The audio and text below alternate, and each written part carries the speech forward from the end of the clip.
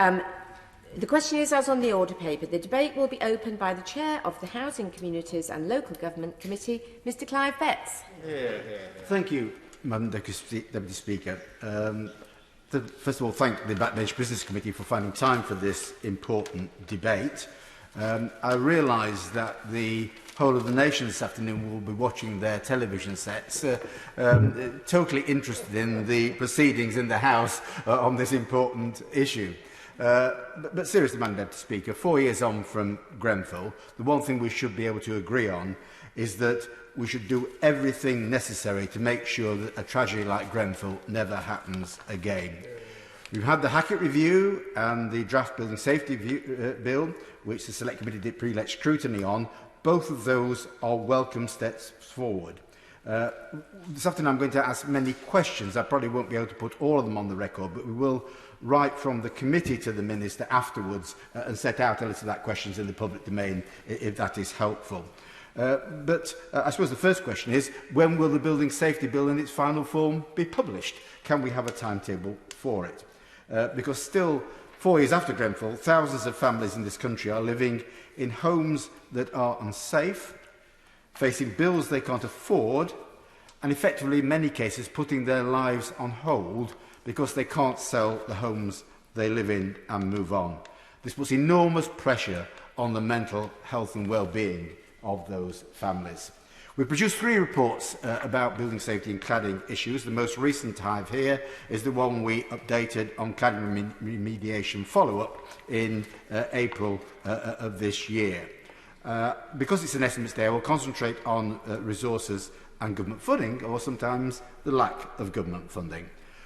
But one question, does the government yet know how many homes in this country are potentially unsafe and what the estimates will be to put them right? Just a second point right at the beginning, a general point, Madam Deputy Speaker, and we repeated it over and over again in our reports, that we ought to be absolutely clear that we establish the principle that leaseholders should not pay anything towards the cost of remediating historical building safety defects for which they are not responsible. And I hope the Minister, and it's one of the questions we'll ask, second question, whether the Minister will confirm that is still the Government's policy, because it has changed from time to time. Going through the funds that have been made available, and I recognise significant funding has been made available by Government, on the £600 million funding to remove ACM cladding, the cladding that was on Grenfell, progress has probably been a little disappointing. Could the Minister explain, or give an answer at some point, probably in writing, when all ACM cladding will be removed, when all that will be finished, and probably explain why there are still 33 buildings with ACM cladding where remediation work hasn't started. In terms of other forms of dangerous cladding, the Select Committee were, I think, at the forefront of pushing for funding for that as well. The first £1 billion Building Safety Fund was clearly not adequate. It was on a first-come, first-served basis, which wasn't appropriate. So it's welcome, therefore, that the fund is now £5 billion. But why are buildings only covered over 18 metres? What risk assessment has been done to determine that? Has an estimate been done as to whether the extra £3.5 billion will be sufficient? Why is the £3.5 billion not so far covered in the estimates? And has the funding profile for that money and the years it will be spent over now been agreed? If so, could we know what it is? And why have 2,000 registrations for the fund not progressed? Is the Government satisfied that those buildings are safe, even though having registered a claim for the fund, that claim hasn't been moved any further forward? With regard to the loan scheme for buildings between 11 and 18 metres, have we any further information on how it will work? Ministers have been unable to explain any of it in previous discussions. Ministers have said that neither leaseholders nor freeholders will be responsible for the debt for this loan, so who will be responsible? Have the Minister any idea what the total cost of the loan scheme will be? How many buildings it will cover? And yet, will they accept that for some buildings that will mean a debt of several £1,000s running over many years before the final costs are paid off. Does the Minister accept that the buildings under 11 metres, which are not covered by the Building Safety Fund or the loan scheme, could still be at risk? How many of those buildings are there, and what risk assessment has been done on them? A further question, Madam Deputy Speaker: why has social housing been excluded from all the funds apart from the original ACM fund? Does the Minister accept the National Housing Federation's figures that it could cost £10 billion for housing associations to put right building safety defects in their homes? If that is going to be done without any government support, does the government accept that money is going to come out of money and commitments that would otherwise have been made to building new homes or refurbishing existing homes? What assessment has the government done of the impact of not allowing social housing to claim against the Building Safety Fund? One of the biggest issues, Madam Deputy Speaker, is the fact that apart from cladding removal, the Building Safety Fund doesn't cover other building safety defects. We know there are faulty balconies, faulty fire doors, missing fire breaks, faulty insulation. Why has that been omitted from the fund? What risk assessment has been done of that? Does the government accept that some leaseholders are facing bills of £50,000 to put right defects in their home other than cladding? Does the Minister accept that buildings which have claimed money and received money from the Building Safety Fund to put cladding problems right are left with other defects which make their homes unsafe? So we're spending enormous sums of public money in some cases when the end result will still be homes that aren't safe because other defects remain which the leaseholders simply can't afford to pay. Is that an acceptable situation? So does the Minister accept the proposal from the Select Committee that what we should now have is a comprehensive building safety fund covering all safety defects, not just cladding, covering all buildings, not just those above 80 metres or above 11 metres, and covering all tenures, leaseholders and social housing as well? Now, we do believe, Madam Deputy Speaker, that where individual developers or architects or contractors can be held accountable for defects in a particular building, then they should be held accountable properly in law and made to pay. But we know that those legal battles can go on for years and years. So essentially, it has to be government that steps in first to fund this work, to put the money into a comprehensive building safety fund. But we also believe that industry should pay as well in general, the development industry, and including products of suppliers, because very often faulty products have been a cause of these particular problems. We welcome the principle that the government has announced of a tax and a levy on the industry. That's a good step forward. Confirmation: will the tax and the levy produce money in addition to the £5 billion, or is it part of it, reducing the government's cost of it? Do we know when the money will start to arrive from the levy and from the tax? Presumably the tax is going to need legislation, maybe the levy will as well.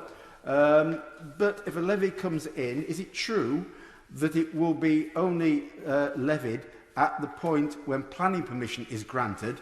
So it could be years down the road before a building which is due to pay the levy, or developers are due to pay the levy on, is actually built and the levy is handed over. So we could be years away from actually getting any money.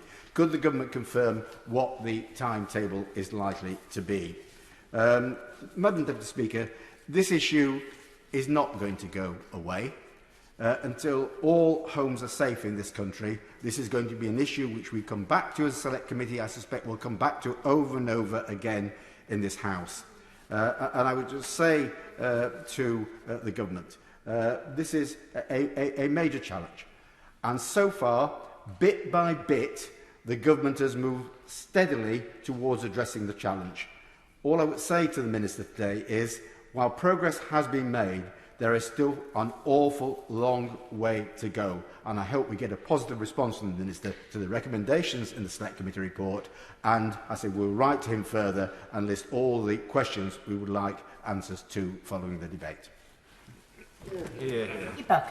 Thank you, Madam Deputy Speaker, and it is a pleasure to follow the Chair of the Select Committee, who is always thoughtful and well informed. The Building Safety Bill will be a landmark piece of legislation, and I would like to see it introduced as quickly as possible post-summer recess. It will transform the regulatory system for buildings, and it will put the safety of residents and high-rises at the heart of the regime. It will make it very clear who is accountable for the safety of buildings all the way through their life, from the design to the construction to the occupation of those buildings. And I would like to see it drive a change in the culture of the building industry, because I have certainly been very shocked by some of the revelations that have come out of the Grenfell inquiry, in particular with regard to the conduct of the building products industry. Now, given it is an estimates debate, I want to welcome the funding that government has made available. 5.1 billion, if you add the 3.5 billion announced in February to the 1.6 billion that had already been announced. If you also include the subsidised loan scheme, the tax on property developers, the levy on high-rises, this looks to me as though it is a package of 5 to 10 billion, and it could well be in the mid to upper end of that range. But it is clear that there are still an awful lot of outstanding issues which we need to resolve with a sense of urgency. Firstly, leaseholders in intermediate height buildings, 11 to 18 metres, need clarity on the financing scheme, and they need that as soon as possible because uncertainty is not good. Also, I understand that the loan will go with the building as opposed to the leaseholder. But I would ask the Minister to consider that sometimes the freeholds of these buildings is not worth a lot. So if the loan exceeds the value of the freehold, how will that work? I have a tremendous amount of sympathy for the plight of leaseholders who are facing extenuating circumstances and who are in this position, let us never forget this, through no fault of their own. Every time I talk to a constituent about a new building, it exposes another complex set of problems. So I would beseech the Minister to get dedicated teams at MHCLG drilling down into the detail, building by building, and trying to resolve some of these very, very difficult and very complex issues. And I would also ask that there is some discretion here. Just to give you a quick example, there is a building in my constituency whereby the leaseholders paid for the remediation of ACM cladding in the expectation that the building owner would then apply to the fund. They've now been told that the building owner does not want to do that, but they find themselves in a position that they cannot apply to the fund because they are a third party. And I would love to see discretion in that situation. My honourable friend is making an outstanding case, and she clearly knows this subject from every angle. Does she agree with me that no matter how much money the government allocate to this, unless it is combined with a resolution in some way, a rule that prevents leaseholders being charged straight away, then there is little chance of leaseholders escaping the unfair financial punishments which she described so eloquently. What I would like to see is a rigorous approach, building by building, so that we can come to solutions, because there is no question that we need a sense of urgency here, and it is taking a huge toll on leaseholders. I'm conscious of time, so I want to make a few other points. I'm very conscious that we need to hire and train way more professionals, building assessors, fire assessors, who can get on with this work. Insurance is another huge issue. I have talked to constituents who have seen their insurance bills often triple or go up fourfold. I think we do have the template of a solution with Flood Re and the solution that we got to flood insurance. Let's be creative and see if we can do that with high-rise buildings and fire risk. I would also say, however, that it is also incumbent upon industry to take a balanced and sensible approach here. The reality of the world is that we are not going to be able to nullify every single risk. I have called previously in the Chamber for government to consider a tax on the building products industry in the same way as they have done on the property development sector, and I would make that appeal again. So, in summary, I welcome what government has done, but there is so much still to be done, which needs to be done with a sense of urgency, and we need to resolve these issues for buildings and leaseholders once and for all. Doughty.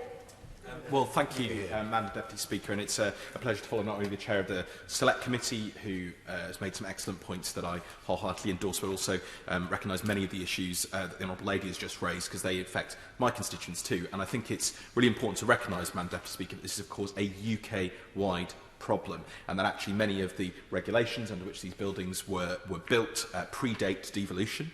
So even though some of the responsibilities now sit with the Welsh Government, or Scottish Government and others, this is a legacy, and this is a legacy of failure within the building and construction industry and the way that leasehold operates, and many of the other issues that we've discussed in this House on a number of occasions.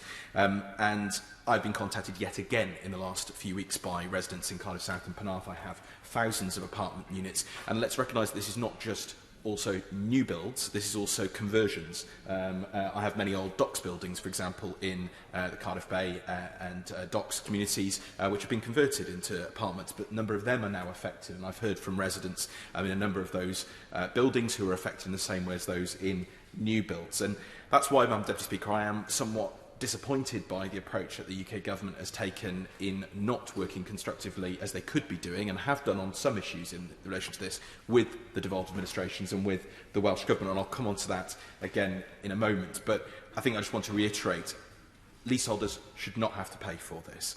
Obviously, the primary responsibility lies with the developers and those who built these defective buildings, and recognising the point my honourable friend, the Chair of the committee, made, this isn't just about fire safety. I've had horror stories of flats that have been flooded with sewage because a foul water pipe was propped up behind a wall on a Starbucks cup, not even connected, sewage flooding into apartments, balconies that are not safe to go on, windows that are not safe to open, rendering that's not suitable for the maritime environment of the Cardiff Bay area, falling off buildings onto cars, let alone the whole litany of fire safety issues related to compartmentation, doors, fire alarm systems, and of course cladding and insulation. So it's an extraordinary situation. It is very wide-ranging, and the situation that residents find themselves in is completely unacceptable. And I think it's worth emphasising the mental health toll that this is taking on many of my constituents, those who have put in and bought properties in good faith and then find themselves in a situation facing extraordinary bills whilst they've been going through the same situation that everybody in the country has been going through, the difficulties of the last year, many of them in difficulties around their own jobs and incomes, and this has been an additional pressure on top of that. So firstly, Madam Deputy Speaker, I would like the Minister to speak to his colleagues in MHCLG and to the Treasury to urge them to sit down with the Welsh Government and answer some of the very reasonable questions that are being put to the Department by the Housing Minister in Wales, Julie James. And she's had to write again to the Secretary of State on the 23rd of June to try and get some basic answers. And I quote from the letter that she said, Madam Deputy Speaker, "In my previous correspondence, I raised the importance of joint working and meaningful engagement on this topic. I urgently requested details of the level and timing of consequential budget allocations following the large announcements that the UK Government made about the Building Safety Fund." And the Secretary of State had previously replied and said that the Barnett formula will apply in the usual way. And yet, the Welsh Government have not been able to get any details on the actual amounts of money or when that would actually come through. And so the Housing Ministry is rightly asking for the amount of consequential funding that Wales will receive from the additional amounts announced by the UK Government and when it will be received. I think that's a perfectly reasonable question to ask. I just find it extraordinary that officials and ministers have not been able to sit down with the Welsh Government, who wants to work constructively with the UK Government on this issue for the benefit of leaseholders, and answer those questions. So I hope we will get an answer about that, and we'll also get some further clarity about how the proposed tax and levy will work. Because again, there is a willingness of the Welsh Government to work with the UK Government on this, as they did over the fire safety bill. But again, you know, doesn't seem to be having the communication that we would expect. Secondly, on EWS 1 forms, recognise what the Honourable Lady said. I'm concerned, Madam Deputy Speaker, that a lot of the new guidance is not flowing through. It came into effect on the 5th of April, but I'm still being contacted by residents who are not getting the right answers from lenders or indeed from freeholders and estate management companies about those. So what is happening on that? And how many of the new chartered fire engineers and surveyors that are supposed to be being trained are now in place and actually able to deal with the backlog of surveys? Lastly, two other points. One is that we need to look at the international examples. This is a situation that has faced many other cities and jurisdictions around the world. I think of Vancouver, which I know very well. The provincial government there had to pay out $3 to $5 billion to cover what was called the leaky condo scandal, but many similar issues around building safety defects. What are we learning from those examples around the world? And lastly, Madam Deputy Speaker, just to be clear again, this is not just about fire safety, critical as those issues are, it's about all of those other issues, and that's why we need to have that building safety bill and answer these questions as soon as possible. Number 4 has withdrawn, so we go straight to Deidre Brock. Thank you, Madam Deputy Speaker. The passage of time doesn't always heal wounds or lessen the pain and anger that people feel over wrongs done to them, to their loved ones, or even to the communities. Grenfell won't and shouldn't be forgotten. The failure of governments to ban the use of flammable cladding will be an issue that will echo for quite a while yet. And I hope that the government now finds its conscience directs it to ensure that the people who have been adversely affected by that failure to properly regulate will be compensated adequately. Stark, too, is the impression that profits have come before people. There have been reports that the less expensive cladding was used in some buildings in spite of concerns over its safety.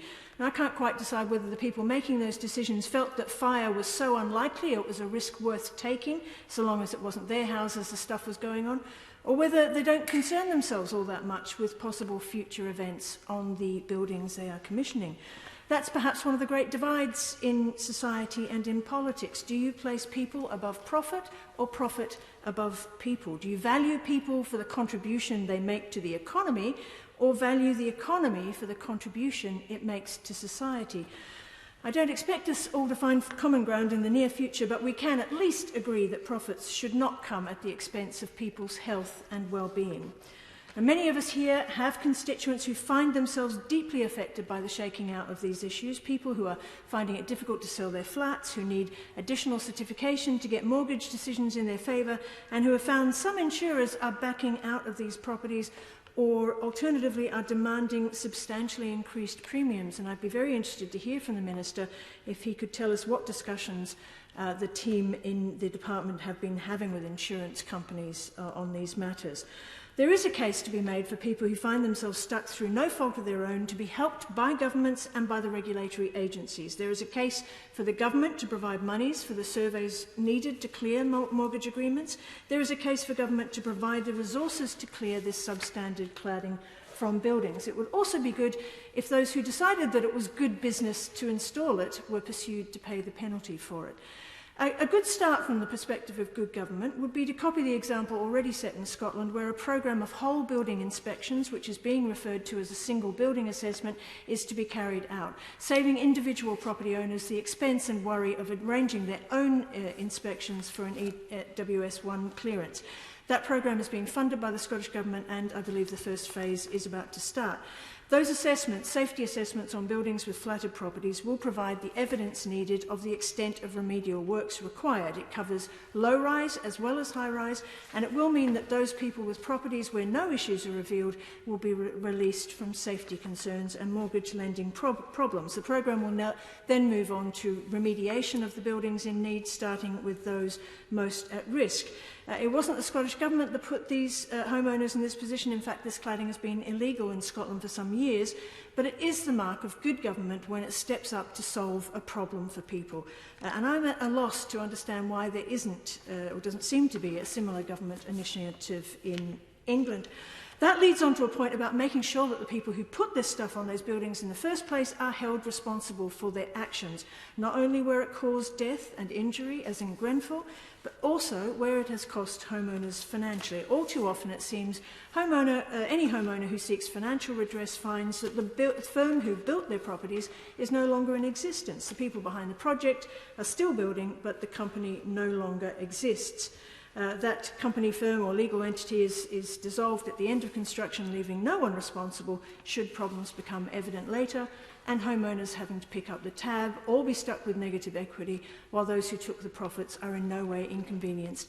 Making it easier to pursue those companies or individuals who have built the properties would be a step in the right direction. There is a case also, though, for regulators to step up and to be given the powers to step up. The Prudential Regulatory Authority should be looking at the performance and behaviour of insurance companies when dealing with people in properties that may or may not have cladding of questionable flammability. I've heard of some demands being made which are simply not credible. The retrofitting of wider staircases stands out as a particularly ridiculous example. If the regulator needs additional powers, that can be done. That's what this place is for, surely. And perhaps it's time to start asking for reports on the behaviours of the companies involved in the construction and maintenance of properties, including the insurance companies. Let's not be leaving it until there is another scandal. Let's not be leaving it for journalists to dig out the horrors that some families may be facing. Let's do the job here before it becomes another emergency. Brereton.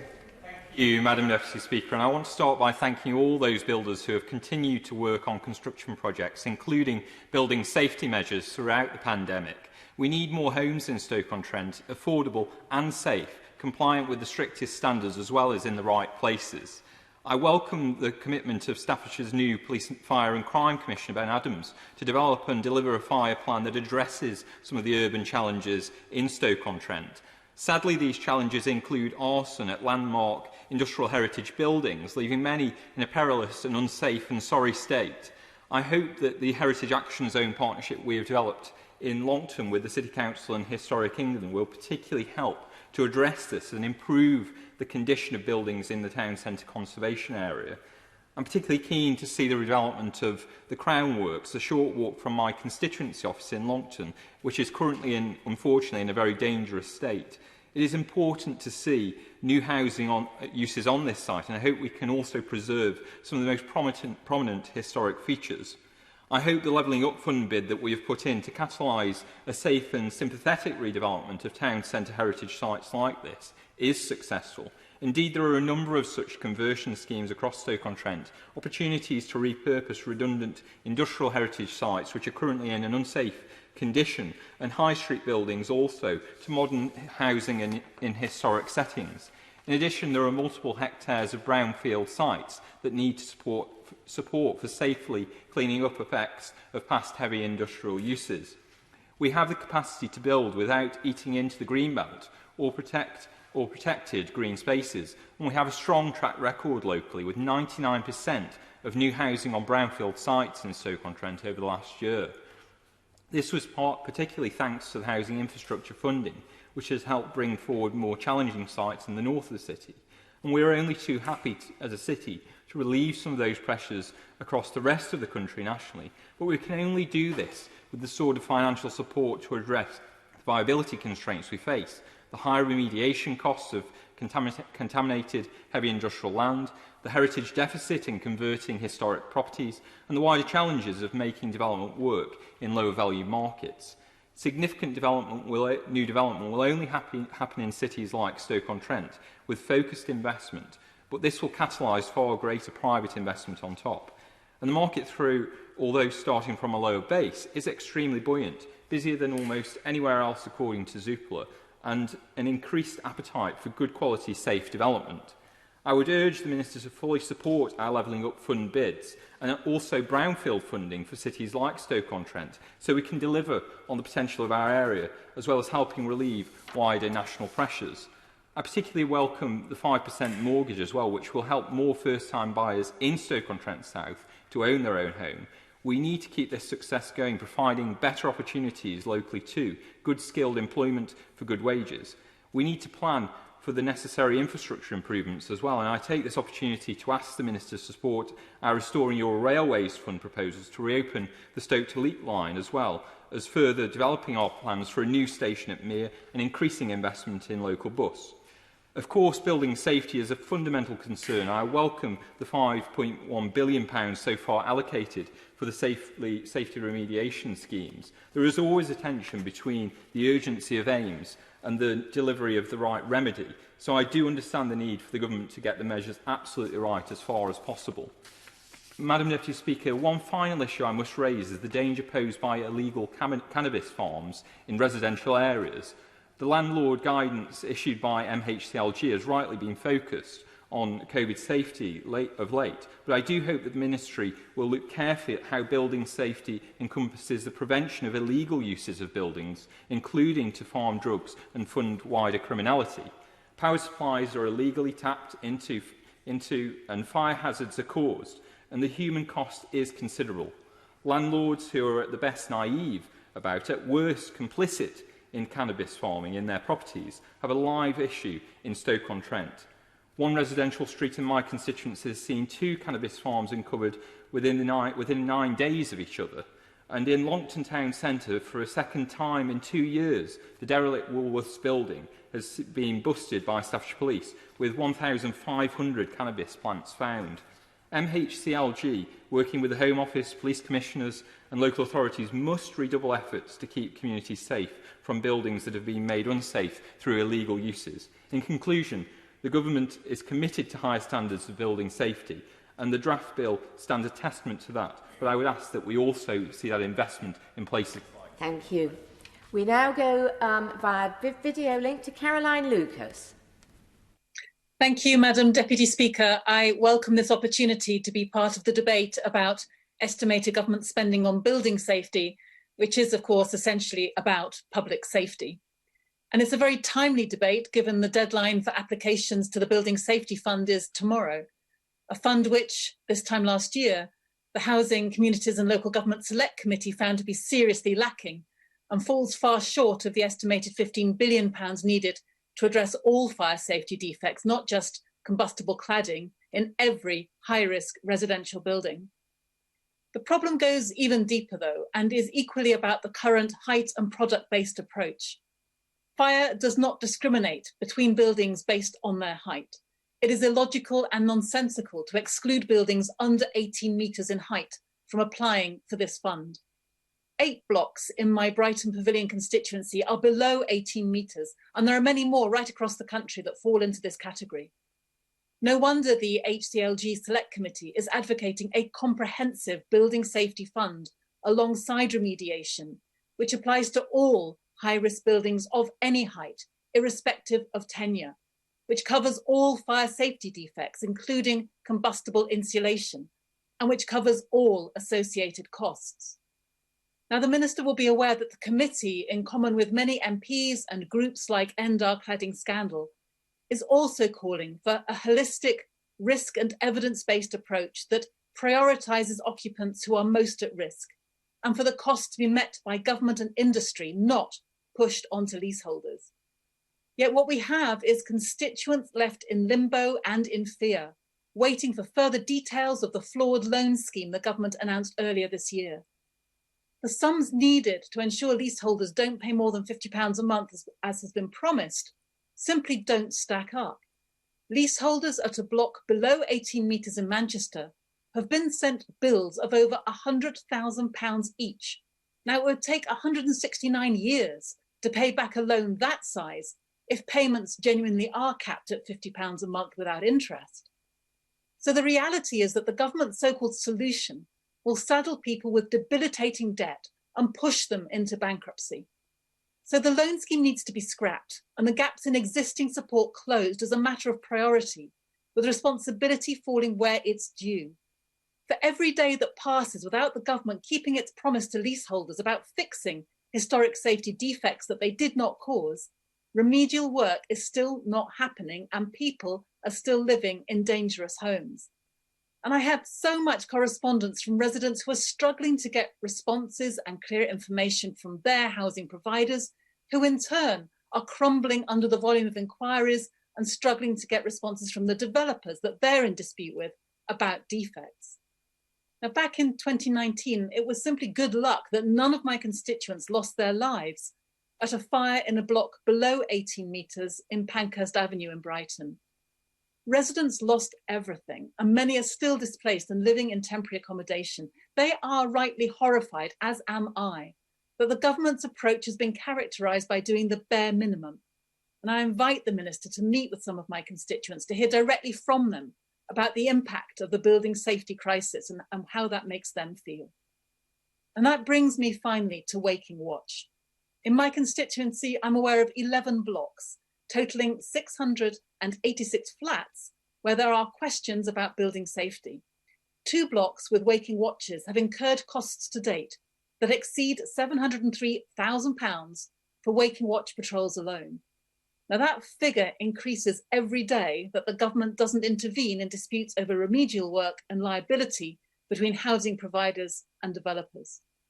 And in any case, the Waking Watch Fund name, frankly, is a misnomer when it does nothing more often than cover the costs of alarms being installed in blocks with unsafe cladding.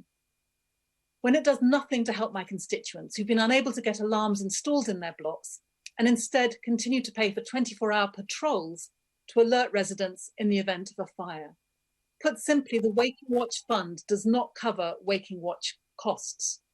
Madam Deputy Speaker, in conclusion, the government must absolutely deliver on the removal of all dangerous cladding from buildings by 2022 at the latest. But building safety is about more than cladding.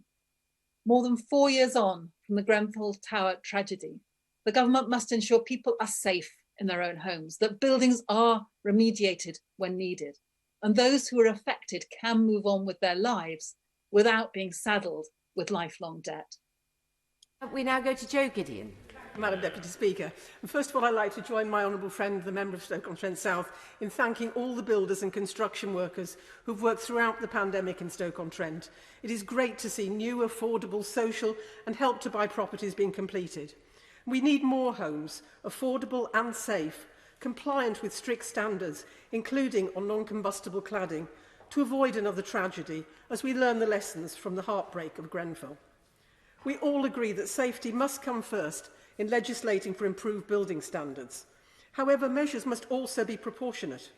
I raised concerns of flat owners in my constituency who are facing real challenges with the requirement for an ESW1 form, even though their building had no cladding. So I welcome the agreement the government has reached to waive the need for flat owners to have an ESW1 form when selling their properties if their building does not have cladding. The homes that are built need to be safe and in the right place, and for that, we need to shape places to make them right. Stoke-on-Trent has no equal for friendliness, and the city's economy is growing. With the right investment, we can deliver plenty of brownfield sites, both for housing and for modern industrial development. But there are upfront costs to brownfield regeneration, and in our relatively low-value property market, it is not currently commercially viable for developers to meet those clean-up costs. Of course, part of the reason for low property prices in the city is that our place has lost its shape, by which I mean a raft of our potteries have closed, including some of the very biggest names lost in the 2008-9 financial crash, and those heritage sites are now in urgent need of repurposing. But what we do have is resilience and public support for regeneration that preserves and celebrates our unique industrial heritage assets. The regeneration of Spodeworks is particularly exciting, providing residential growth and saving much-loved and authentic built heritage, including as a hub for cutting-edge games industry. Madam Deputy Speaker, the legacy of the pottery industry is also present in former clay pits. And in this context, I must once again raise the ongoing saga in Etruria in my constituency of a terrible sinkhole in Boatman Drive and the safety for homeowners, many of whom have not been able to access their properties by road for over a year. There are several hundred houses built on the site of an old marled hole or clay pit, and homeowners are facing increased insurance premiums or unable to sell their homes whilst this situation remains unresolved. I've raised this with the Housing Minister, and I regret to report today that the subsidence is getting worse. Where multiple agencies are involved, a clear process for resolving such complex situations is needed. I have met with the Roads Minister and the Environment Secretary to discuss the matter, but regulations governing the residual and ongoing responsibility for adequate remediation of brownfield sites and subsequent protections for new homeowners when catastrophic issues arise are within the scope of MHCLG. Part of the task of levelling up is to address the legacy of the past. The scars of deindustrialisation continue to make the task of regeneration complex, as places like Stoke-on-Trent address abnormal site issues such as land contamination, decaying industrial structures and enduring misuse of brownfield land and old buildings. We used to have a specialist national organisation to support local areas in dealing with these sites. English partnerships, set up by a Conservative government, did fantastic work in supporting areas around the country in resolving these conundrums, unlocking latent commercial value. I'm very uncertain where that help and support really comes from today, and therefore I would ask my honourable friend to consider whether there is a case for recreating an expert body that is properly resourced to support places like Stoke to resolve these problems and therefore accelerate economic recovery. Madam Deputy Speaker, cities like Stoke-on-Trent with lots of brownfield sites can be unlocked for affordable housing programmes. The City Council is committed to powering up the city, and we are determined that our best days are ahead of us. We are already affordable, and with the right help for tackling site abnormals and connecting development sites, we could do even more, building affordable and safe new homes and creating more and viable commercial sites. Cleaning and greening up our city by repurposing even more brownfield sites, offering new homes and new employment opportunities locally, and helping other parts of the country protect their green belt. That's what levelling up is all about. I support the government's investment in building safety and welcome any future investment in ensuring the safety of developments on brownfield sites. We now go to Stephen Timms. Thank you, Madam Deputy Speaker. We learned this month of the anger in Chesham and Amersham with government housing policy. My constituents, facing massive bills for waking watch and to repair defects in their leasehold homes, are angry as well. And their anger is well expressed by Liam Halligan in the current issue of The Spectator, once edited by the Prime Minister. Liam Halligan's article explains how the big house builders, Barratt's, Taylor Wimpey, Persimmon, have used their excessive profits from the broken housing market to buy off the Tory party with donations in order successfully to maintain the current rigged system. Those firms have built tens of thousands of shoddy, dangerous homes, and now they're passing the costs of fixing the problem onto leaseholders, and the government is refusing to stop them. And then there's Help to Buy. The Spectator says it is, and I quote, a government subsidy focused on new builds, which has overwhelmingly gone to the big operators, juicing up both house prices and profits further, while making new homes even less affordable for the majority who are unable to access the scheme. And all this has been compounded by Tory failure on regulation. In January 2012, David Cameron made it his New Year's resolution to, quote, in frankly a chilling phrase in hindsight, quote, kill off the health and safety culture for good.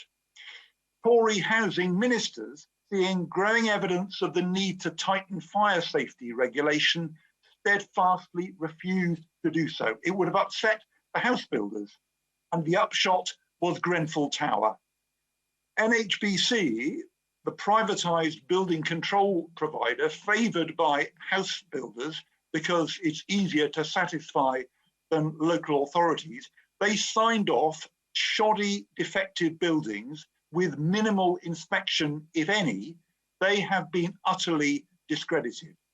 Far from killing off the health and safety culture, ministers have had to hand the health and safety executive the embodiment of that culture, fortunately, which the Tories didn't manage to kill off, the crucial new building safety regulator role. The Spectator article finishes by pointing out that powerful vested interests benefit mightily from the high price, low build quality gridlock, and calling for a full Competition and Markets Authority inquiry into UK house builders. Unlike other members in this debate, I don't want to thank those house builders. Competition is absent from this market. Government must now finally side with leaseholders and would-be homeowners and take on not the building products industry, but the house builders. Number 10 has withdrawn, so we go straight to Tim Farron. Well, thank you, Madam Deputy Speaker.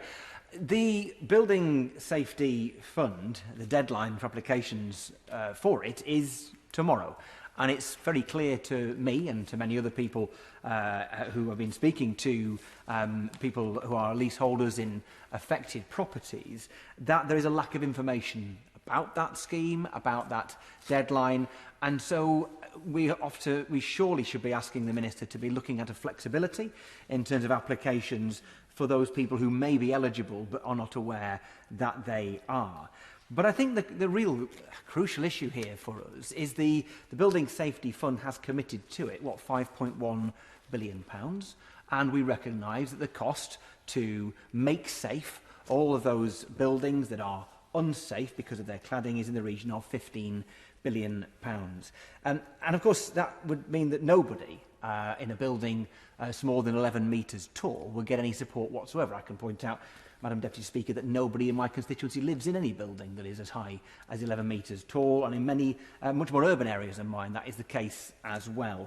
When we think there's possibly up to 1 million people living in properties that are affected, and it's a few tens of thousands who may get something out of that scheme, we realise surely that this is a despicable state of affairs.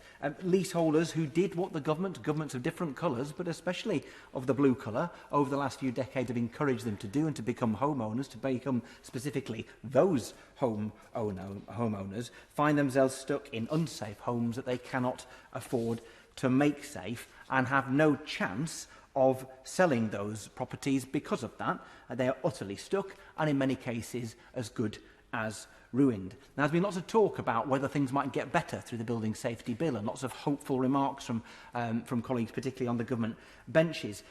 Do they realise, surely, the impact of waiting for any news, good or bad, is having on those people who are in this situation? People who are stuck and cannot move, people facing ruin, people afraid that the place they live in is unsafe and also unsaleable. And the principle of the matter is something the government could establish and agree to today.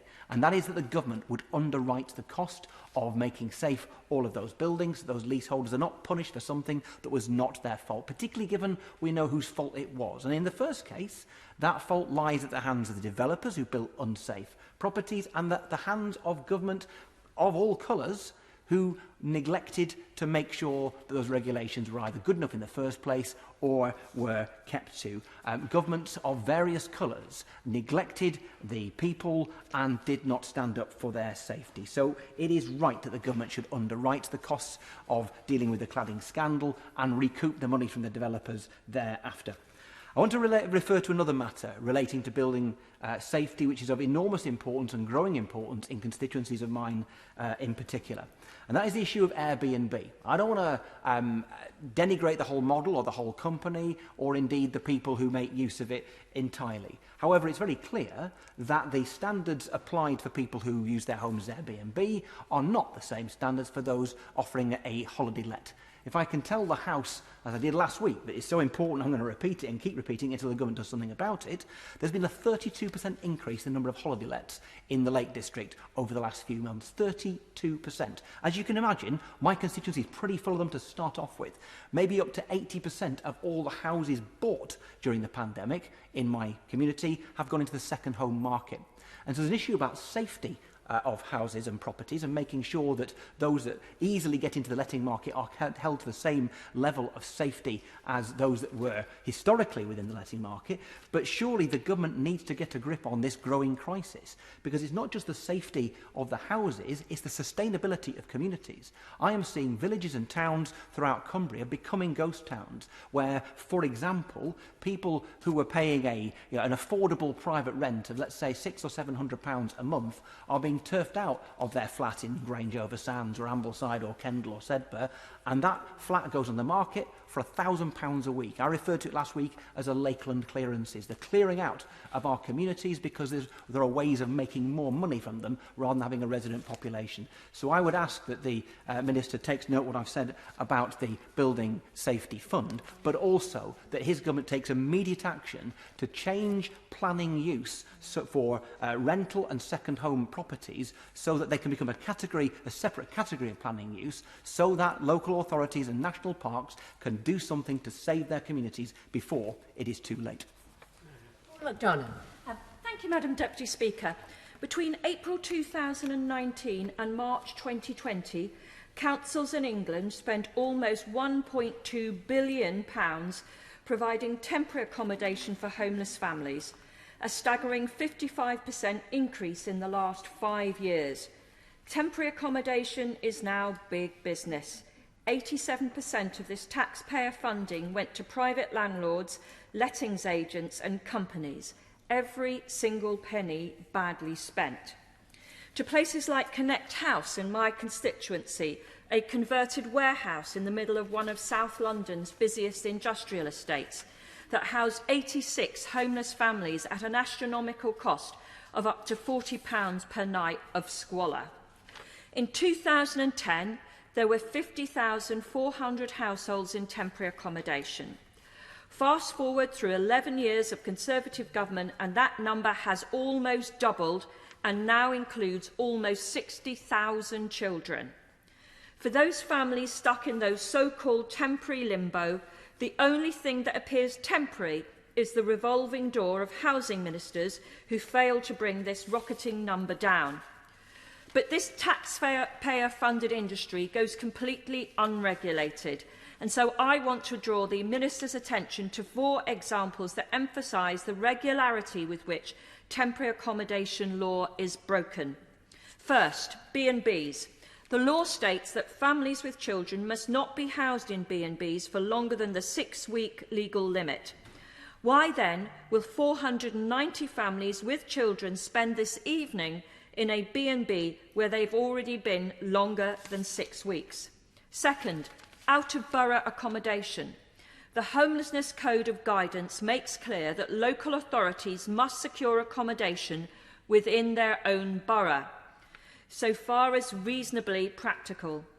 It seems a fairly obvious requirement to ensure that parents can still go to work, children to their school, and any local support and healthcare can be retained. So why then are 28% of households moved away from their home borough, a figure that has doubled in the last decade? Madam Deputy Speaker, Ross Kemp's ITV investigation found that homeless families travel approximately 400,000 miles each year to get to their temporary accommodation. That's 16 times round the globe, hardly so far as is reasonably practical. Third, when households are moved out to those different boroughs, the receiving local authority must legally be informed of their arrival.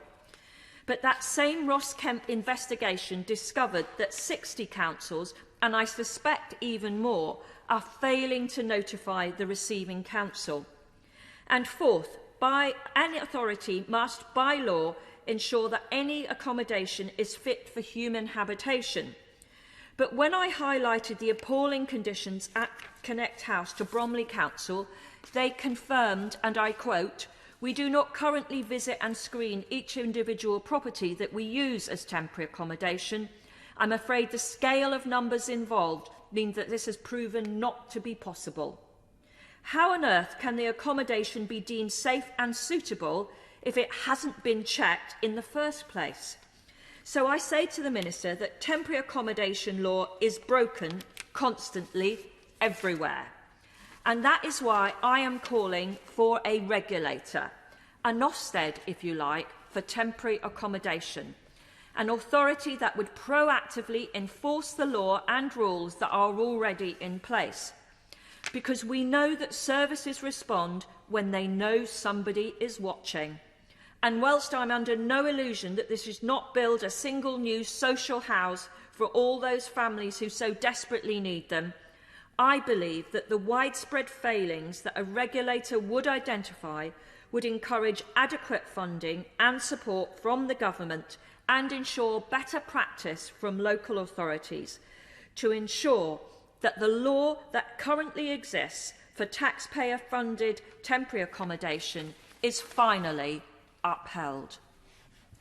Number 13 is withdrawn, so we go to Andy Slaughter. Thank you very much, Madam Deputy Speaker. I'm going to talk about a particular block or blocks of flats in my constituency, Solgrave Gardens, not because it's unique, certainly not when one goes around the country, but because it illustrates the range of perils that have emanated from Grenfell, but ramified endlessly since then, beyond, I'm afraid, the reach or the competence of this government.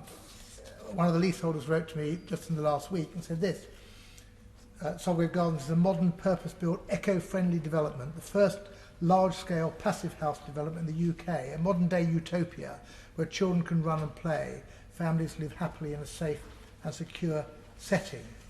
Well, it would have been had the developers and builders not chose the cheapest form of cladding, flammable ACM. They covered most of the development with it. He goes on that despite both blocks being 18 metres high, they failed the government requirement that the height of the floor at the topmost habitable level be above 18 metres, and so are not eligible for government funding. We have families living in terror, people's lives put on hold due to unsaleable properties. The chaos this has created for residents of Solgrave is immense. For many people, not just owners but tenants, their hope of a dream home has been sold short by the appalling standards in the building industry. It's not just about cladding or about other materials, it's about construction, about design, about inspection, and about the competence of a whole industry and their negligence over a period of time. The 18-metre rule, perhaps the Minister will explain what that's about, or whether he would, as some of my constituents are, living on the 4th or 5th floor of blocks clad in ACM cladding below 18 metres, but which they still live in terror every night. That rule has to go. We've heard a lot, quite rightly, about leaseholders who suffer the triple whammy of living in unsafe premises, of having to pay up huge amounts of money and being unable to sell their properties or move on with their lives. But there is no guarantee that they will be compensated, even where they have responsible and identifiable landlords, and so, let alone where they have freeholders who are offshore. So that identifies a separate problem, which is true of Solgrave. Of course, the owner of Solgrave is Octavia Housing, a well-known and long-established social landlord.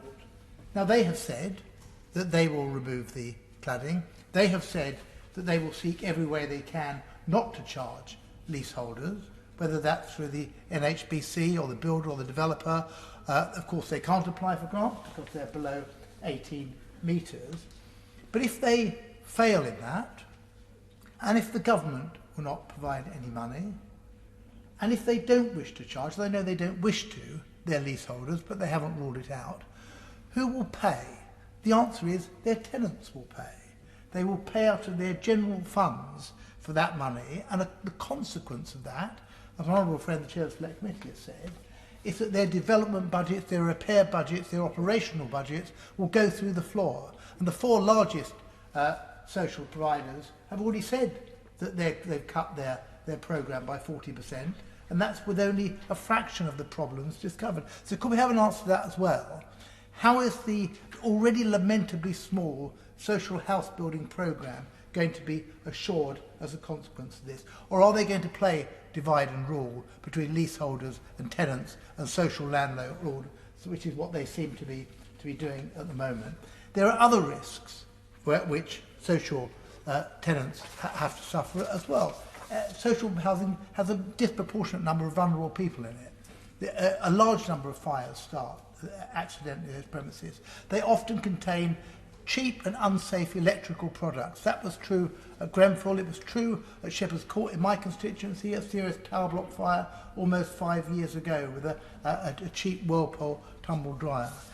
Unless the government is prepared to get a grip on this situation, to at least acknowledge and admit the scale and the variety of the problems that are here, and to take perhaps the course that either our front bench or the select committee have taken in a comprehensive solution, they are only tinkering, they are only playing at the edges here. And that is a huge disservice to my constituents in Salgrave Gardens and many other of my constituents, and to hundreds of thousands of people around the country. We now go to Florence Eshalomi. Thank you, Madam Deputy Speaker. I'd like to thank my fellow Select Committee member, the Right Honourable Member for Sheffield South East, for opening this debate and for leading the committee in its efforts to hold the government to account on the national cladding scandal. There are many issues in this building safety crisis that the government has failed on, and that failure is turning the lives of leaseholders in my Vauxhall constituency into a living nightmare. But today I want to focus my comments on one of the root causes of the problem, the requirement for an external wall survey, or EWS1. Buildings are only deemed to be unsafe when the leaseholder tries to sell their flat and it's asked by the mortgage lender to provide an EWS1 form showing that the building has passed a fire safety assessment. This assessment is not overseen by the government, nor is it a legal requirement for building owners. This means that most unsafe blocks are only discovered by chance.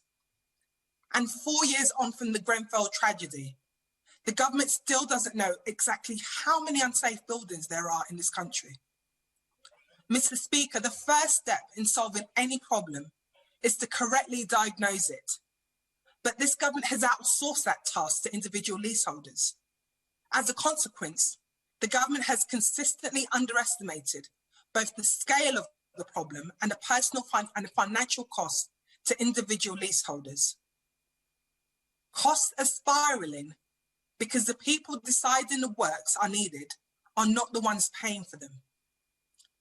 Private fire assessors have no interest in keeping costs down, and managing agents have no incentives in completing the works quickly, so long as they are still liable for any cost.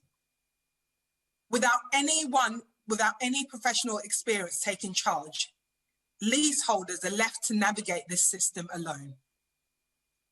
Labour is calling on the government to establish a building safety works agency, a team of government-appointed engineers and experts in direct charge of resolving this crisis, going block by block, assessing a problem, commissioning remediation works, paying for them, and signing buildings off as safe and sellable so that homeowners can get on with their lives. Without effective government action to address this, I fear that an ever-growing number of leaseholders will have their lives plagued into crisis for years to come. This is why the government must act now to end this cladding scandal. Thank you. We now go to Paul Blomfield. Thank you very much, Madam Deputy Speaker. And can I also thank my fellow Sheffield MP, the Chair of the Select Committee, for the excellent way in which she comprehensively framed the issues on building safety that we need to consider. And I'd like also to thank all the members of his committee for the consideration they've given to cladding and to other safety issues in multi-storey buildings, many of which are in my constituency here in Sheffield. This is the first opportunity to debate the issue properly since the government ordered its MPs to vote down cross-party proposals to protect leaseholders.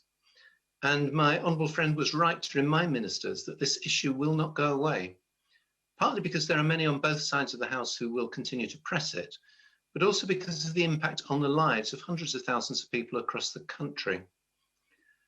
Only last week I was contacted by a mother who shared with me the situation of her son, who is also one of my constituents. Trapped by owning a home in an unsafe building, facing unaffordable financial demands, he's considered taking his life to get out of this nightmare. Now in his late 20s, he was 14 years old when the building where he lives was built. How is he responsible for the faults of developers and the failure of regulators? Now, colleagues will know this isn't an isolated case. So many of us are representing leaseholders facing bills they can't afford, living in unsafe properties that they can't sell under intense mental strain, caused not just by the huge financial pressures, but because their lives are on hold, unable to move, start families, begin new jobs. The Prime Minister recognised the problem when he pledged in February that, quote, no leaseholder should have to pay for the unaffordable costs of fixing safety defects that they did not cause and are no fault of their own. But like so many of his promises, it was casually made and casually ignored when we debated the fire safety bill. Ministers must recognise that this situation is untenable. Any settlement that requires people to pay unreasonable amounts of money not only break them, but is doomed to fail. The loan scheme proposed by ministers is unfair and fails to cover everybody in the situation, as others have pointed out. It's also unworkable. Remediation won't happen and buildings will remain unsafe. 4 years ago, many of the risks facing buildings were not fully understood. They are now, and so the continued failure to act is simply unforgivable. I met with affected constituents from across my constituency again last week. They'd heard the Prime Minister's promise and they watched the fire safety bill pass unamended with bitter disappointment. They asked me to make it clear to ministers that their campaign will not stop until they see the action they deserve. They are victims of comprehensive regulatory failure, which we have a responsibility to address. And as my honourable friend for Sheffield South East said, addressed by using the full resources of the state and then recovering the costs from those responsible. Ministers mark the anniversary of the Grenfell Tower tragedy every year, but then bury their heads in the sand in the hope that history won't repeat itself. It's not good enough. It's time for the government to act and to put an end to the nightmare facing so many of our constituents. We now go to John McDonnell. Thank you, Madam Deputy Speaker. My reason for speaking very briefly in this debate is because I promised my constituents who are currently affected by the cladding scandal that I'd use every opportunity I could to raise their plight. Just to recap on my past interventions, the largest number of my constituents involved live in properties constructed by the company Ballymore. They are homeowners, private renters, leaseholders, and housing association tenants. And as with many other properties, high-rise properties around the country, the inspection of the cladding has revealed a range of other safety risks resulting from the construction techniques used and employed in the development of these properties. It does also reflect again on the regulation and inspection regime in place when these buildings were constructed. It includes the risk of the wooden balconies. My constituents bought, leased and rented their homes in good faith and with various assurances from developers, builders, landlords and regulators on the quality of the construction of their homes. Now they remain trapped, fearful for their safety unable to sell and move on, and still facing potentially huge bills to make their homes safe. There are heartbreaking cases, and it's impacting on people's health, particularly their mental health, and yes, impacting upon the stability of their relationships. Ballymore's informed my constituents that they've applied for building safety fund grants, but this will not cover the range of safety defects costing thousands of pounds per property.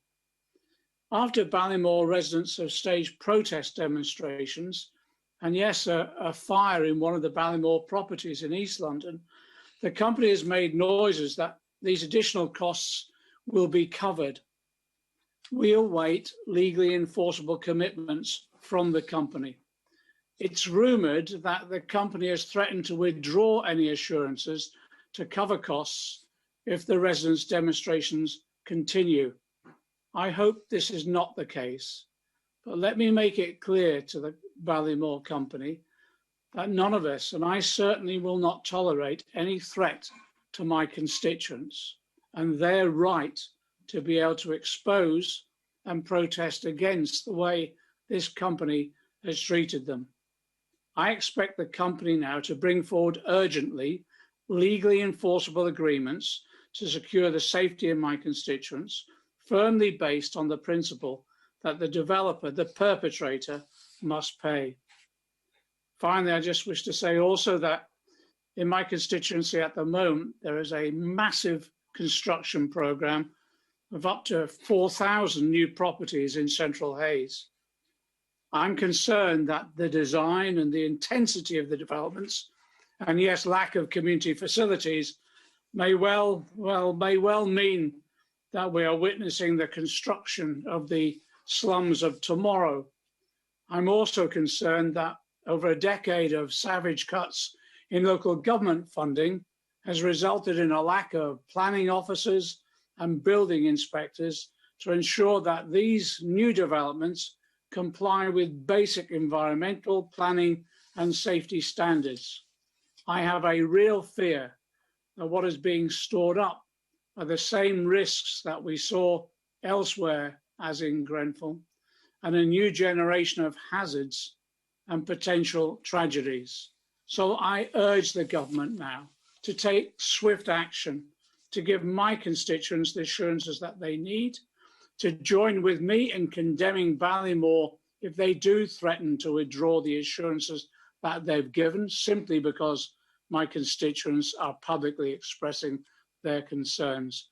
And also to look again at the funding of local government so that we have proper building regulation and planning controls in place with sufficiently staffed local authorities to enforce whatever regulations are available to them. Thank you, Madam Deputy Speaker. Thank you. We now go to Jim Shannon. Speaker, it's indeed a pleasure to speak in this debate and also to follow the Honourable Member for Hayes and Harrington. All the speakers who have spoken today have been very clear in their request to have improvement and see things done better. I know the Minister will respond to that in a positive fashion. That's his nature and no doubt his intention as well. This is an important debate because we have all undoubtedly been watching events unfolding in Miami, and I think it brings it home to us all that how fickle life is. And last week, with the terrible tragedy when a high-rise apartment block collapsed, I understand the death toll is in the 9 and still 150 people are missing. So what has happened in Florida is a human tragedy and what should be unthinkable circumstances. But as we here in the United Kingdom of Great Britain and Northern Ireland all know only too well, such tragedies are real and the memory of Grenfell and its impact is still fresh. We have a duty in ensuring that the Building Safety Bill meets not only current but future requirements, and that there are no conflicts between its provisions, particularly regarding the gateways and the proposals in Government's planning white paper. The Local Government Association has expressed deep concerns arising from the draft bill's publication and the retention of the benefits of Gateway 1, so I would support the LGA in urging that Government ensures those benefits will also apply in relation to developments under permitted development rights as well. the building safety system is broken, and has been for some long time. So this legislation is long overdue, and debating the move to reform this process, I believe, presents opportunities to enhance the safety of the buildings that we live and work in. The LGA has also expressed concern that there is a lack of expert capacity to address safety issues. Any reform and new legislation must call for risk-based assessments to be more robust than just suitable and sufficient, because the problem with this is that it can be open to a level of interpretation. I think we need to set down the parameters and the criteria very strictly, because what might be suitable for one property may not be suitable for another. Assessment must be tailored to each specific premises, and resources must, I believe, be proportional to the risk of life and limb. I'm particularly concerned at the LGA's report of a lack of fire engineers, and there's been a chronic shortage of surveyors and assessors with sufficient knowledge of both high-rise, structural safety and cladding systems. Fire risk assessments are easy enough to do, but they are hard to do so properly. Almost anyone with a background in the fire industry can set themselves up as a professional fire risk assessor and visit premises around the country giving out advice to building owners. Even though there has been in recent years an increase in the training and prevalence of certified fire risk assessors, there is still, however, the need for this country, I believe the UK, to invest in addressing these skills shortage as soon as possible. Perhaps the Minister, in summing up, can give us an assurance that certified risk assessors will be recruited and that the dearth that there is at present will be addressed. It is important that while we learn from past mistakes, any reform of the legislation must be as relevant in context in the future as it is intended to be today, because it is the future of building safety that we are considering. As my party's health spokesperson, I will declare an interest as chair of the APPG in respiratory health and also the chair of the Healthy Homes and Buildings. And I see a need, Madam Deputy Speaker, for addressing the way that buildings are ventilated through air conditioning and generally I also would like to see not only the better ventilation, but those houses that are riddled with damp. So again, the Minister perhaps in his summing up can give us some assurance, which I believe he can do, that landlords where properties are not up to their standard will be committed to doing the upgrading that is necessary. Living standards are raised, and that's what I'd like to see happening as well. The Centre for Disease Control in America has made numerous recommendations for improving the ventilation of buildings during COVID-19. I'm just wondering, has the Minister had a chance to look at those recommendations? We should also consider the risk for other airborne contagions such as Legionnaires' disease as we look to reform the building regulations and making buildings safer for residents and workers. The scope is there, I believe, for making buildings in the future not only structurally but healthier places to be. Remember, we are looking at building safety for the future, and buildings must be safer in all aspects. We know how strong this message was fighting COVID-19, that fresh air was a key factor, and eventually workers will be moving back into office buildings, and I suggest that as a part of improving building safety structurally, we also consider investigating the link between ventilation and the spread of contagions via air conditioning for the future. I believe it's something we should be looking at seriously, and include this as a part of any new risk assessment framework. Madam Deputy Speaker, thank you. Patricia Gibson. Thank you, Madam Deputy Speaker, and in the interest of transparency, before I begin my speech, I would like to declare that my husband actually owns a flat which may potentially be affected by this issue. This has been a very interesting debate, Estimates Day debate on the building safety, and the cladding crisis about which we have heard much in this debate has made a mockery of the aspiration of a property-owning democracy, as families and young professionals find themselves literally trapped in unsafe buildings as they face life-changing bills to remove cladding in which they had no say in installing. I know the Minister will be keen to point out the £5.1 billion his department has announced to remediate this issue, but it's becoming clear with every speaker and with every day that passes that this will fall woefully short of what is required to fully address this issue. And at this juncture, I want to congratulate the Sunday Times for its excellent campaigning on this issue, showing the human cost to this crisis. Because this crisis is not about cladding. It's about people, and it's about families whose lives have been put on hold, whose plans to start or add to their families have been put on hold indefinitely, people facing eviction notices, people whose mental health has been adversely affected, people who feel suicidal because they look to the future and they cannot see a way out of this crisis, which is not of their own making. New figures from the Association of Residential Managing Agents and the Institute of Residential Property Management has published new data which looked at more than 750 buildings, concluding that leaseholders must still pay impossible sums of £20,000 each to fix smaller blocks and more than £14,000 for unfunded fire risks in tall buildings. Whilst a fifth of those affected were contemplating bankruptcy, 23% had taken out loans. Now, what's clear is that not enough due diligence has been done by this government into the true costs of remediation, which seems to have reckoned the costs on the basis of guesswork. However, the real costs are now being revealed to those affected. The financial costs are life-changing. The human cost is incalculable.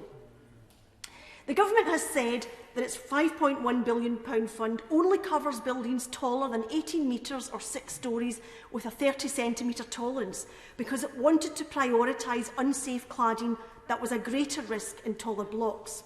However, the Sunday Times reports that a key civil servant was recorded telling fire engineers that 18 metres was the cut-off point because the government, and I quote, haven't got time to come up with a better number. Now we are seeing the reality of those who live in blocks who do not reach this 18-metre threshold, facing bills for stripping flammable cladding from their flats, which costs more than the flats themselves. Now, as for those in circumstances applying for a state loan about which we've heard much this afternoon to help cover costs, leaked letters from the Department of Housing and Local Government and the Treasury show that under the plans, loans will be low interest. They will not be interest-free. And at an annual rate of 1%, the interest alone on a £100,000 loan would cost £80 per month, meaning the loan would never be repaid, but would grow over time, making these flats even harder to sell. In any case, it seems these state loans, which were announced in February, won't be launched for at least another 2 years. In addition, there's the complication of flammable insulation and flammable balconies and faulty cavity barriers. There is no funding for these building dangers, despite the fact that properties cannot be sold or even insured for a reasonable cost until this remediation work is carried out. And I would wonder why I wonder if the Minister would like to explain why these particular areas were not included in the funding. What is clear is that more urgent and direct government intervention is needed. The Barnett consequentials in Scotland of £97.1 million to address the cladding issue is woefully inadequate, just as the sums allocated in England are inadequate as well. The remediation of cladding must not be left to householders and leaseholders with eye-watering bills they cannot afford to remove materials for which they have no responsibility. Following the publication of the recommendations from the Ministerial Working Group on Mortgage Lending and Cladding, property owners in Scotland living in buildings where safety concerns had been determined submitted an expression of interest in participating in the first phase of the single building assessment. Over 300 expressions of interest were submitted, and the selection of the buildings to be included in the first phase has been completed, and building owners are currently being notified. The single building assessment will provide clear evidence of the total need for remediation. All flatted properties will be covered, that is 770 high-rise buildings and many more at lower heights. This approach allows the Scottish Government to identify buildings which are at risk. If no risk is identified, this will release people from safety and mortgage lending concerns and may also save homeowners the hundreds of pounds they may otherwise have faced through paying for an individual external wall fire review form.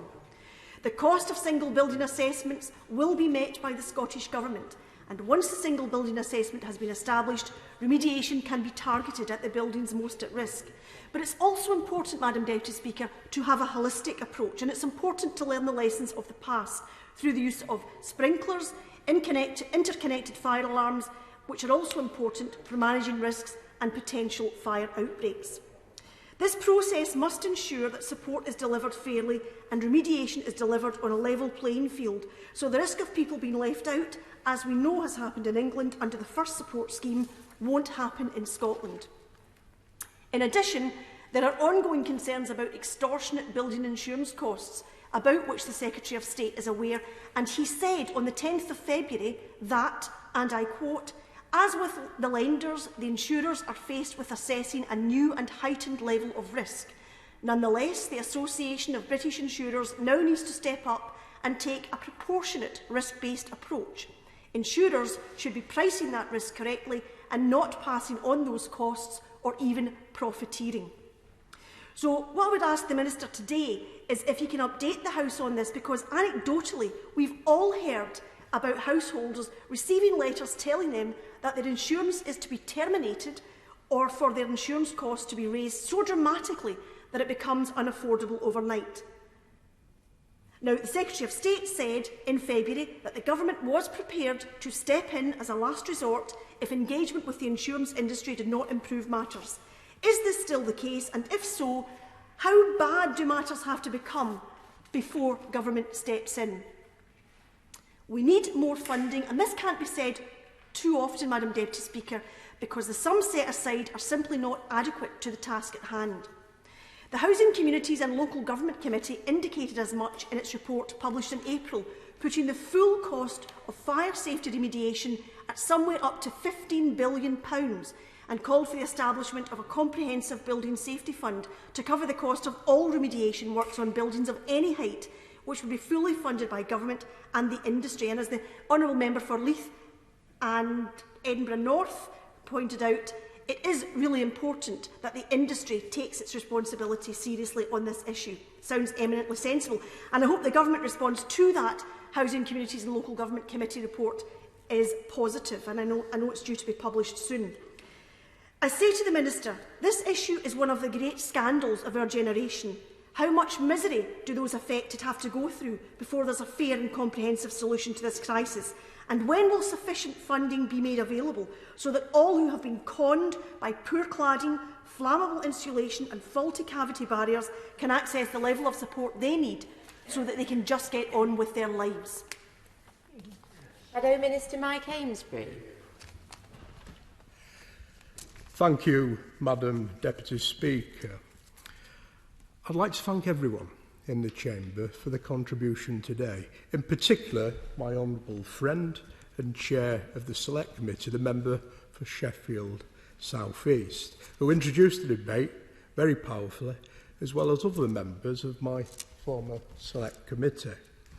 Before I go on to talk more about the building safety scandal on our shores, I want to echo the comments made by the colleague for Stranford and indeed Grenfell United by first recognising the horror of what happened at the Chaplin Towers in Miami last Thursday. My thoughts go out to the families of those who lost loved ones and to the rescue teams who are now tasked with working around the clock to find the 150 people that are still missing.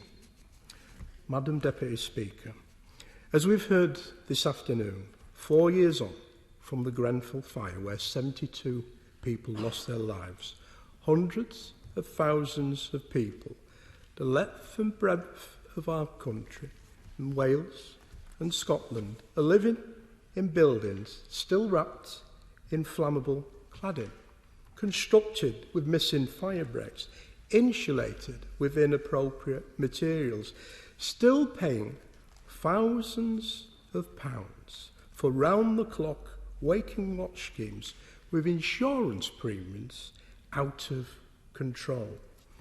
These are just bit parts, just elements of the day-to-day nightmare that is the building safety scandal, a horror show amplified by the inertia of government ministers and the incumbent of number 10. The debate today, with the passionate and informed contributions from the 18 honourable and right honourable members from across the Chamber, have reminded me of two principal questions I asked of ministers some time ago. Number one, are buildings and the people living in them markedly safer 4 years on since the Grenfell tragedy? The answer, I'm afraid again, is no.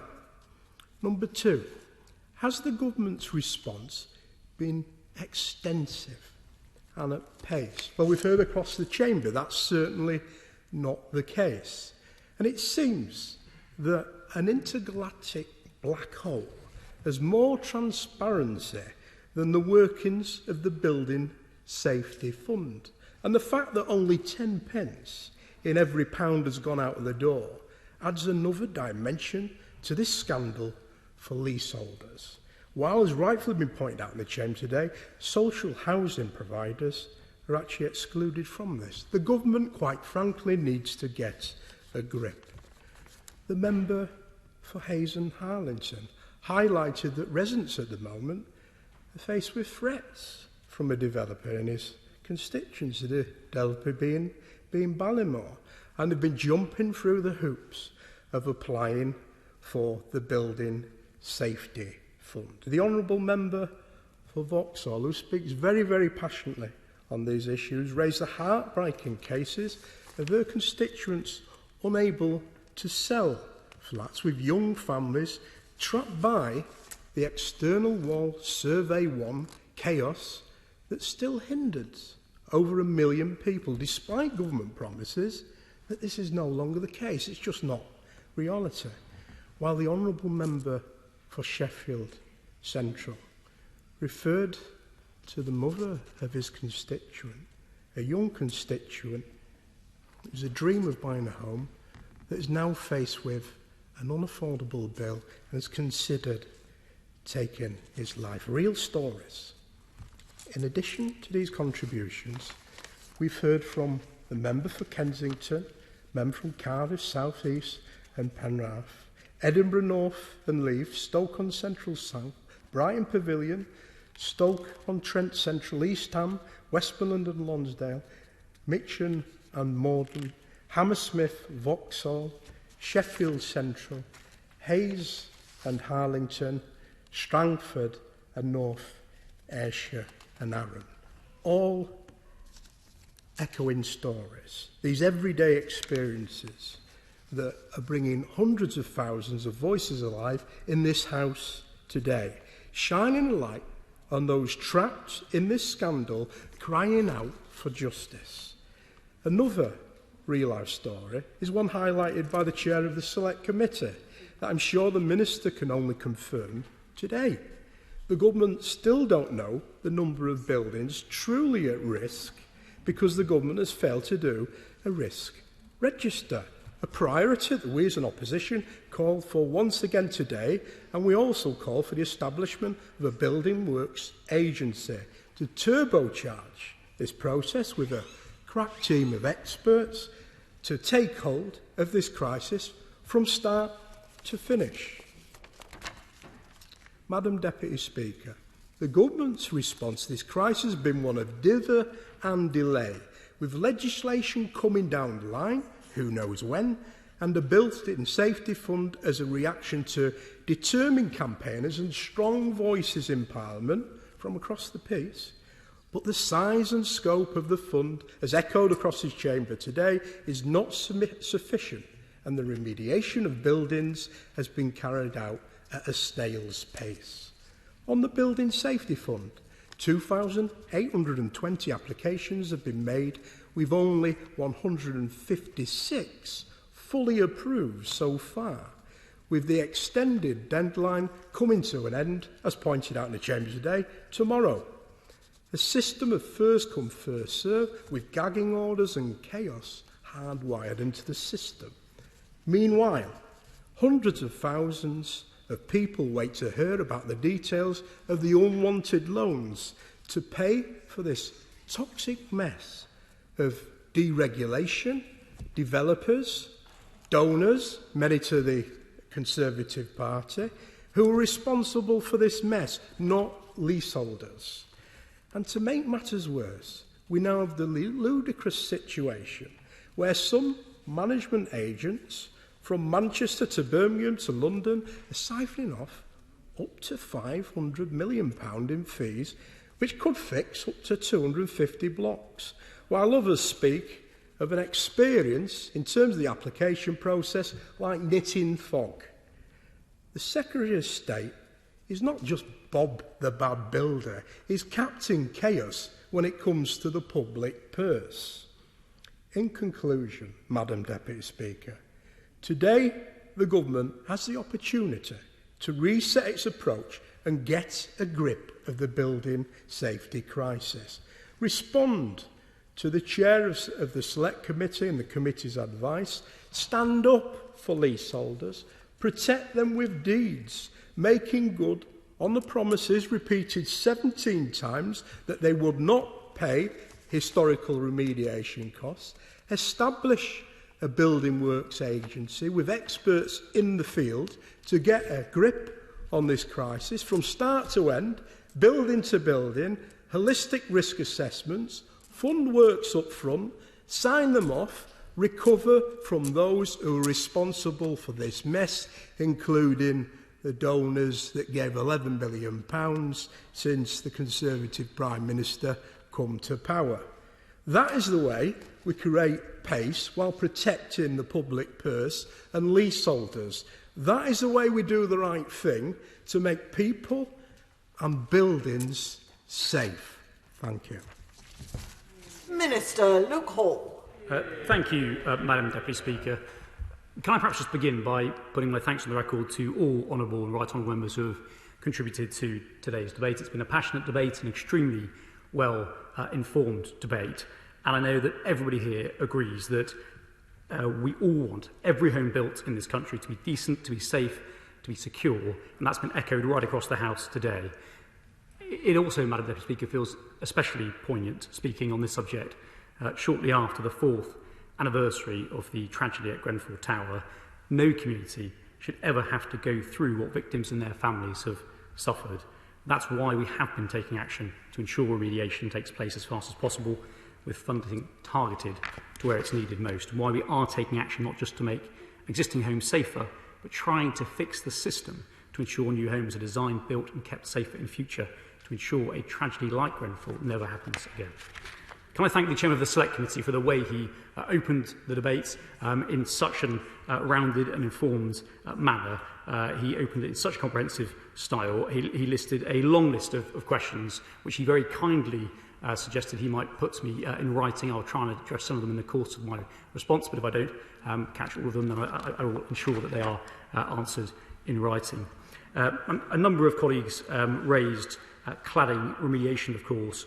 We believe it is unacceptable for leaseholders to have to worry about the unaffordable costs of fixing unsafe cladding systems, which were put on their buildings with no fault of their own. That's not proportionate, it's not fair, and I understand the frustration, the worry, the heartache, the anger that issue must cause so many people.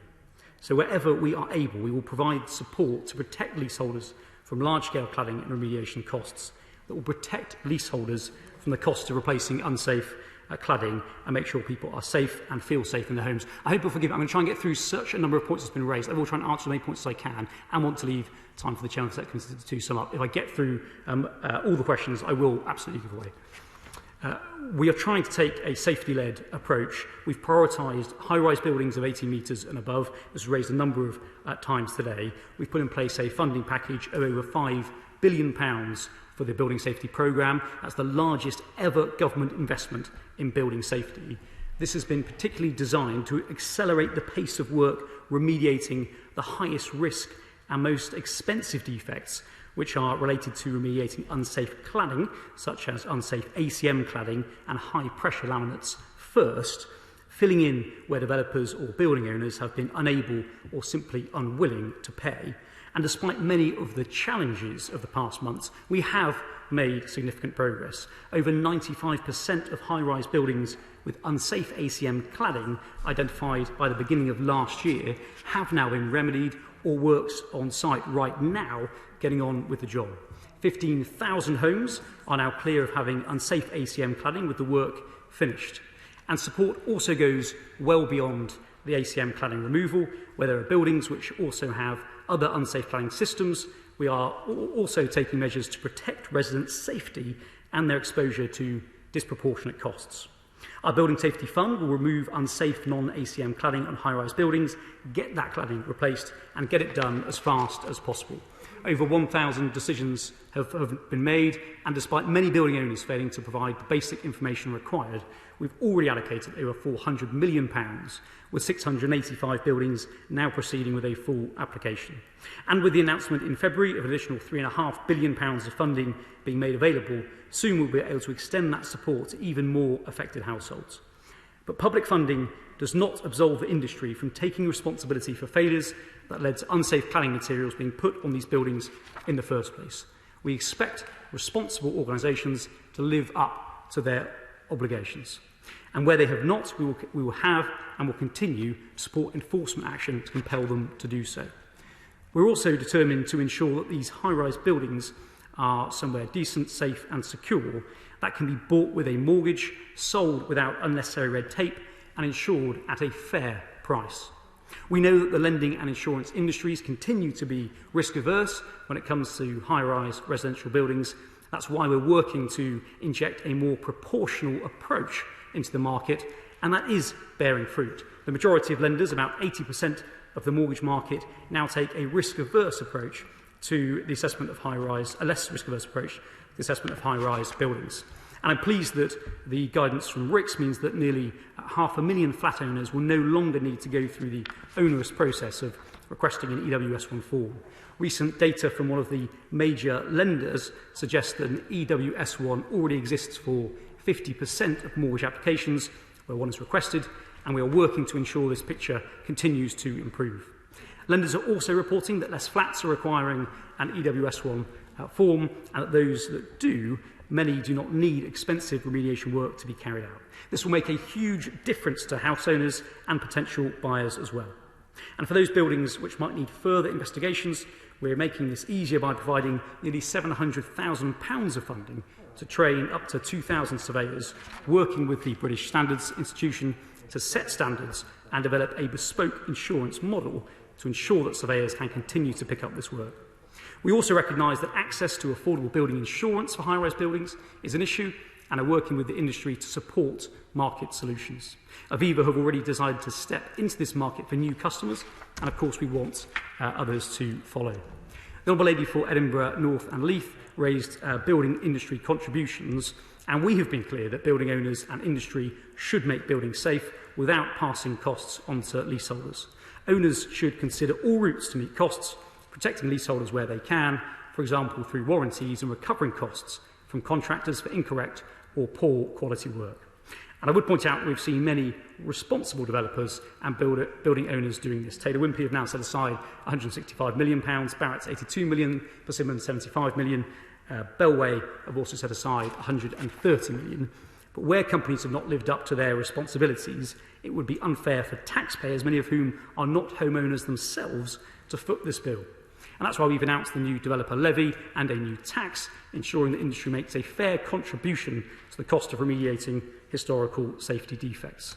This will target developers seeking permission to build higher rise buildings in England under the new regime we are introducing through the Building Safety Bill, and we've already set out to consultation on a new tax which will be leveraged on the largest housing developers. I also do note my honourable friend for Kensington's suggestion for a tax on building products, and thank her for that suggestion. Very happy to discuss that with her further. A number of honourable members raised the Building Safety Bill. The Chair asked when it will be published. I know he hears the word imminent many, many times, but this truly is imminent, and I can assure him of that. But we must ensure, as we look to the future, that nobody is put at risk by unsafe homes again. We must put in place proactive mechanisms for managing fire and structural safety risks, as well as ensuring residents and leaseholders are kept safe and feel empowered to tackle safety defects and shoddy workmanship. That is what the Building Safety Bill aims to deliver through the biggest improvement to building safety for a generation.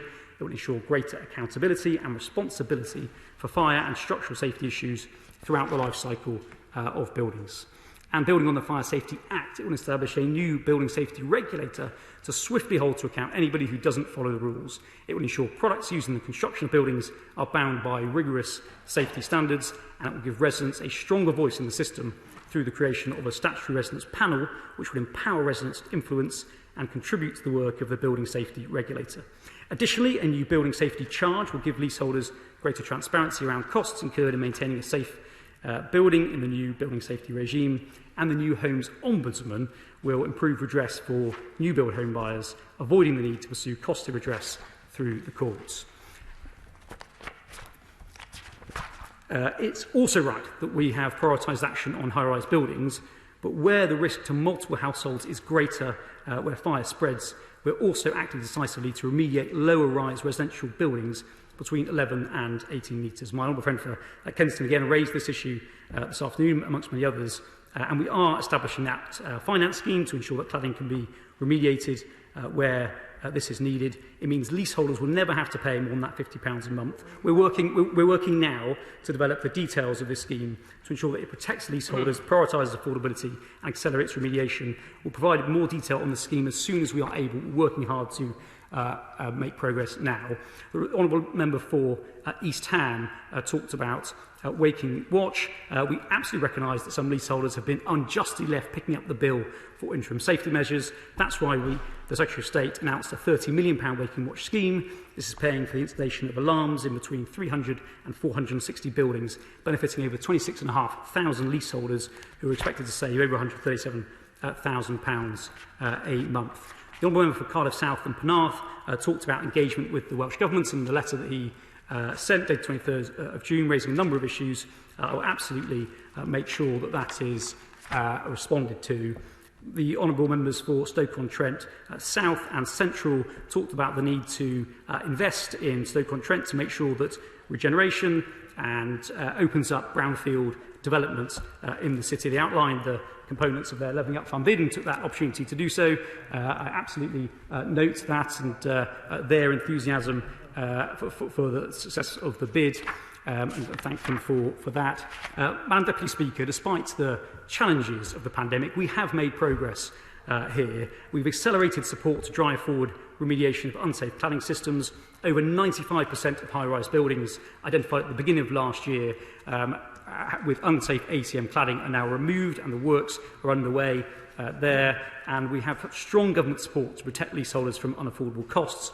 We want to be fair to taxpayers whilst reassuring lenders that remediation costs will not become unmanageable. This will be a complete overhaul of the regulatory framework for fire and structural safety, led by a once-in-a-generation change to the building safety framework, with sanctions to tackle irresponsible behaviour and ensuring people are safe and feel safe in their own homes. We will continue to work tirelessly to bring in the lasting change that we need so that everyone in our country lives in somewhere which is decent, safe and secure. Thank you. The House might wish to know that England have beaten Germany 2-0. Clive Betts. Thank you, Madam Deputy Speaker. Perhaps we could hope for the same result for the Select Committee vis-à-vis the Government when we come on to the response to the Building Safety Bill. Madam Deputy Speaker, we've had a wide-ranging debate. It is clearly a very important issue.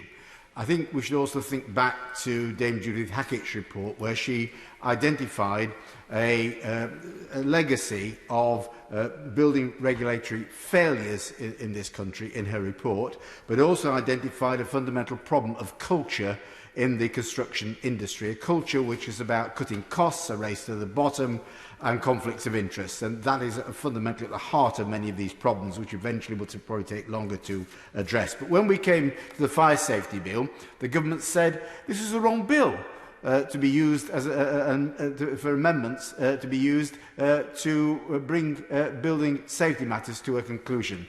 They said the right bill was the building safety bill. So I'm pleased that the Minister has now said that the bill is going to be imminent. I hope that means before the recess, and it's quicker than soon or shortly, which Ministers often use. But in the end, the first duty of government, Madam Deputy Speaker, is to keep its citizens safe.